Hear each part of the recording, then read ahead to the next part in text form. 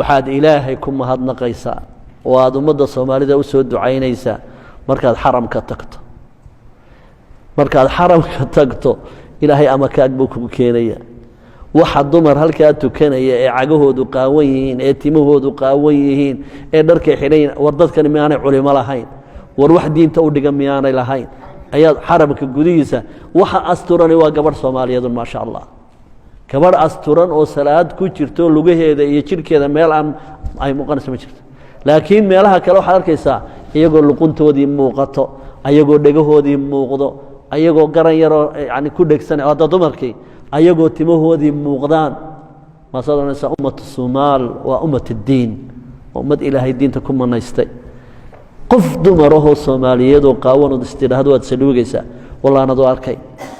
inta kale markaad iyadoo dawaafkii lagu jiro oo kacbadiisa loo dawaafayo waad arkaysaa dumarkii oo laabtoodu qaawan tahay oo garaaryahoodii gacmahoodii qaawan yihiin oo diraca intay banaanka geyso ilaa iyo kubkeedii hadda waa dawaafkii ay ku jiraan xajkii maxaan ku raadnaa dawaafkii wadaaca waxay ku jiraan rugniga ah dawaafkana in awrada la astura iyana waa arkaantay ka mid tahay marka ummadan markaad aragto qiyaadun bay laadahay wallahi ummad way ummad aad ilaahay ugu mahadnaqayso markaad banaanka u baxdo gabadh qaawano indhahaaga wax yeelaysa arki maysid marka hadii ummadan maxaasinteeda wax laga qori lahaa ilaa iyo 60kii ilaa maanta run markaynu hadlayna ilaa bayna dilaye wali qiyaado fiican ma helin wali qiyaado fiican oo ka damqanaysa ma heline oo ummad hadii qiyaado ay helahay la isku dubaridi karo waana ummad jabsan weeyii maantana inta dayacani waa intii ku beegnay dawladda shacbigu intoodii way ka soo baxeen ma sha Allah marka qaawanaanta ay geysay dumarka muslimaadka Soomaalidu aad bay u asturan yihiin ilaahay ha u siyaadiyo hambaliyaan leenahay taa waxa la nooca wiilasha da'da yar ee intay surwaal yar oo ku dhagan oo maxaan ku dhaa iyo shaar yar oo dhabarka joogay intay soo gashadaan oo bila garan ah mar allaale markay rukuucaan salaamu calaykum kooranayso taa maxaa u dhigteen qofkaasi isaga sababta leh waayo dhar la'aani ma hayso marka ninkaasi ceeb iyo cayd buu isku salaadina uma asixin sawirkiina waa laga qaaday soma wasaabku ku jira internetda ayuu galaya ceebtiisa iyo fulxumadiisa marka inanka dhalinyarada ah ee baridiisu muuqatay isagoo dhar heli kara intuu jamaca yimaado safka hore galo 8 saf ee ka dambeeyaba sawirka ka qaadaan xagee u soconaysaa صدق ما نقول كرو نلا لا حد ذكر ما نقول كرو وعبيال بالله كاسو كله صلاة دي سنة ويبرتي مركا حدي حبنها قيبها عورضة أو حكم إذا هاي سهاشي درتي أي وغضان بارك الله فينا وفيكم صلاة دي ويبريسا مركا داير توحين وشيغنا إلا إني مكين عن دين برنا وإننا برنا إذا أركتان سنة استحيسا بري وحا شري دركو أقالي أها وصحابة النبي عليه الصلاة والسلام نبى لا تكن شري مركو تكذب بدحصا وعررا maalintii dambe wuxuu yiri war heeda maxaad la carartaa ma ducaysatid oo wardidid marka wuxuu yiri nabi Allah aniga iyo xaaskayga hal go' baa naga dhaxeeya intaan anigu soo maqanay iyada qaawani guriga ku dhax fadhida mar allaaliye markaan tukado si ayana salaada u tukato baan go'a u geeya shuf hada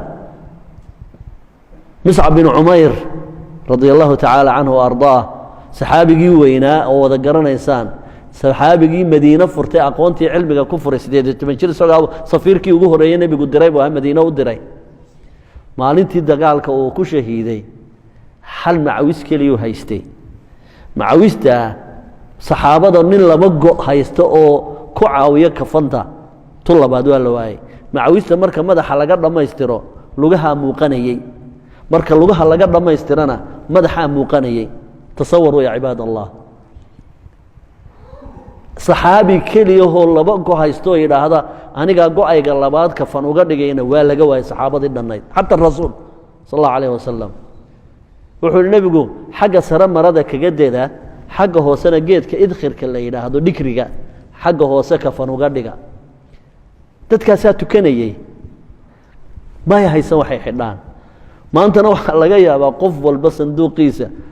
waxaa laga yaabaa dhar aanu 3-4 bilood sanad aanu xiran inay ku jiraan sanad aanu xiran inay iska yaalaan markuu masaajidkii imanayna dabadiisa qaawana ka warrama ay mushkilatin hada soomaha saadsi balaaya la saadsanaya cudur lama yaboosado adoo caafimaad qaba anigu waxaan soo gaaray mana da'weyniye ayada oo xabaashi la fogeeyo meydka oo la yiraahdo tuugtu waxay kala baxaysaa kafanka bilaahi calaykum tuugta ayaa waxaa looga fogeynayay inay kafanta meydka la baxaan oo intay maydhaan bay dadka ka iibin jireen saasay ahaan jirtay waa hargeysadan aan joogno waa in xabaashi la fogeeya baa la odhan jiray si aanay tuugtu u fiqin oo aanay kafanta la bixin waa dhar la'aan baasaa la yeeli jiray maantana waa laynagu soo harqiyo laynagu harqiyo meel aynu kala dhignaan la'nahay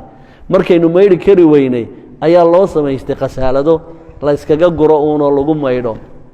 oo noocba nooca haddana tii qallajisada ahayd ayaa loo sameeyey soo arki maysid iminka waxaa la soo wadaa ijiinno weelka xala kuwii dharka xali soo maaha